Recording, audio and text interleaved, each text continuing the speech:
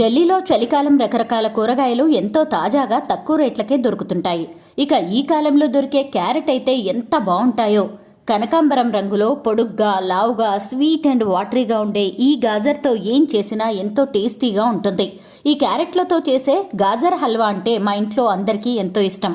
వింటర్లో వారానికి కనీసం 2 సార్లైనా క్యారెట్ హల్వా తప్పకుండా చేస్తుంటాను. నేను ఏదైనా సింపుల్ అండ్ స్పీడ్గా చేసేస్తుంటాను. క్యారెట్స్ పీల్ చేసి కడిగి తురిమి స్టవ్ మీద పెట్టేస్తాను. అందులో వాటర్ అంతా ఇంకిపోయాక బెల్లం పౌడర్ వేస్తాను. నేను పిల్లలకు పాలల్లో కూడా ఈ ఆర్గానిక్ బెల్లం పౌడరే వేసి ఇస్తాను. బెల్లం అంతా కరిగిపోయి క్యారెట్ తురుము ఉడికాక అందులో కొన్ని పాలు పోస్తాను.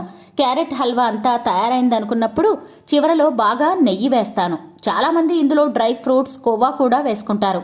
మా పిల్లలకు అవన్నీ ఇష్టం ఉండవు కాబట్టి గాజర్ హల్వాను సింపుల్గా ఇలా కానిచ్చేస్తాను.